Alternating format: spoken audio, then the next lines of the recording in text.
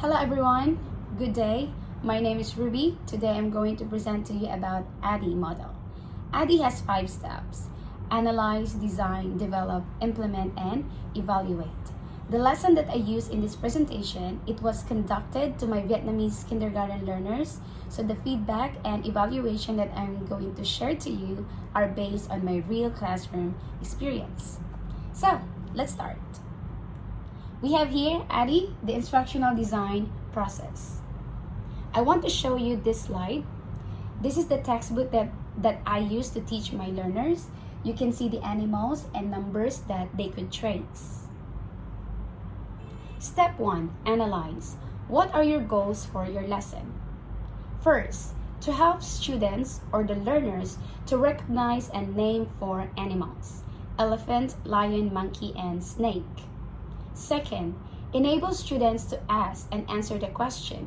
Example, how many lions are there?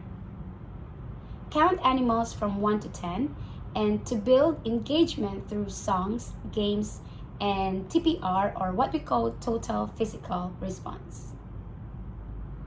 What are the relevant characteristics of your learners that you will consider? So there are 3. Age group 4 to 5 years old in their kindergarten level. Learning style, visual, auditory, kinesthetic. They learn best through pictures, music, movement, and repetition. And lastly, we have emotional or social development. In this part, it is very important that we give praise expressions to our learners to help them motivate to participate in the class. For example, good job, or well done, nice try. So we really have to use praise expressions to let them get out of their shell and not to be shy participating in the class. Step 2, design. What are your specific learning objectives? So by the end of the lesson, the students will be able to, first, identify and name elephant, lion, monkey, and snake. Second, use the Q&A structure. Like, how many elephants are there? There are 4 or there are 10. Count animals from 1 to 10. Participate in a song and physical movement activity using TPR. How will you measure if students have achieved these objectives? So I'm going to use informal assessment. When we say informal assessment, it means observing and checking students' understanding during normal activities. It happens in a natural, ongoing way. No tests, no grades, just real-time feedback. What assessment tools and processes will you use? First, observation. Watching students' participation during games, songs, and TPR activities to assess their engagement and understanding. So we just mostly observe them. Oral Q&A. Asking individual students questions like, how many lions or how many lions are there? And listening for accurate responses such as, there are 3 lions or there are 10 lions. Counting practice. Using visuals or flashcards, students count out loud to demonstrate number recognition and vocabulary. Step 3, develop. What instructional strategies will you use? We have here very important TPR or total physical response. Acting like animals while saying their names and sounds. So we all know that kindergarten learners, they really like to imitate. So you can act like a monkey, like this, or the elephant, this action, and you can also say the sound of these animals. In that way, it will be easy for them to remember. Visual aids, flashcards and textbook visual. So the textbook I already showed you a while ago, and for the flashcards, of course, flashcards should be very prepared. Songs and rhymes. Let's go to the zoo for language and rhythm. So you can find this song on YouTube. It is a really fun song, and at the same time, kids can move their body by imitating the animal actions. And lastly, we got the games. Animal hunt and animal countdowns to promote interaction and movement. So in this lesson, I prepared 2 games, and later on, I'm going to tell you how did I present these games to my learners. Next, what logical issues impact your lesson? So first, time constraint. I have only 30 minutes to teach this lesson, so I really have to make sure that within the time limit, I could really wrap up everything. Resources. You must prepare flashcards, audio or music, visuals, and printed worksheets in advance. For the worksheets, I just prepared printed one, and I really don't have to help them to do that because it could be as a form of their assignment, and my TA could help me to check that for me. Student readiness. Some children may be shy or not confident speaking out loud. So these kind of learners who are shy, timid, I am expecting that these learners are usually present in our classroom. That's why we really have to give them praises, and you have to really get their attention to trust you as their teacher, and for them to be confident to interact with you or to interact with their classmates. Implement. We are now in step 4. Deliver the lesson in a real kindergarten class. Started with a greeting song, followed by the animal song to activate prior knowledge. Show the flashcards. Let the students repeat the words and sounds and act like animals. As I told you a while ago, you have to repeat, act like animals, and say the sounds and repetition so that they could remember easily. And play the game Animal Hunt and Animal Countdown. So as I have told you, I'm going to tell you or share with you how I play these games. Maybe these games are familiar to you or maybe not. So my first game is Animal Hunt. So find and name the hidden animals around the classroom. So before I started my lesson, I hide those animal pictures around the classroom, and the objective of this game is for the learners to find and name the hidden animal pictures around the classroom.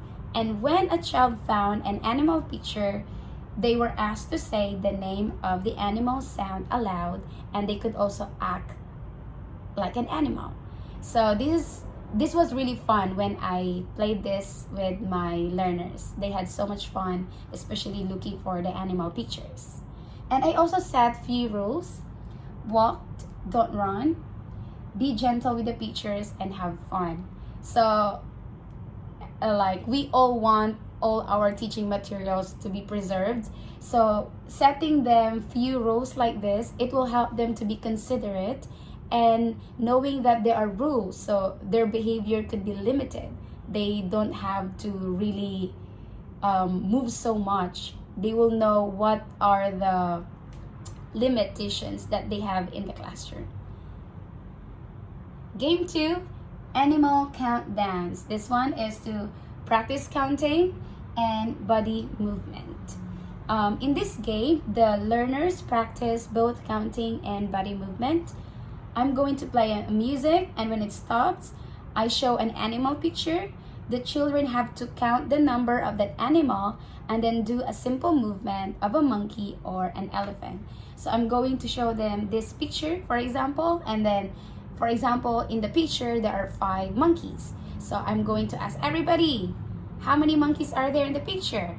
And they might say 10 monkeys, or there are 10 monkeys in the picture. So in that way, you are practicing them to count the numbers, and at the same time, you will ask them, okay, act like monkeys or act like a snake. In that way, they could really remember these animal names and animal actions. That's what I mean. Okay, next. Step 5, evaluate. What feedback did you receive? So let's start with the positive feedback. These feedback are from really my mentors, the observers, and as I have told you a while ago, that these is based on my real classroom experience. So first, most of the students correctly use the target structure. There are 3 monkeys with teacher support and repetition. They noted that the learners were engaged, especially during the movement activity. The lesson objectives were met. Students could identify and name at least 3 animals correctly. So as you remember, I prepared 4, but at least some of the students can name at least 3. Areas for improvement. So these are the things that I really have to improve. Some students struggle to answer in full sentences without teacher modeling. While the structure "there are 3 lions" was introduced, many children responded with just the number or animal name. Of course, we know that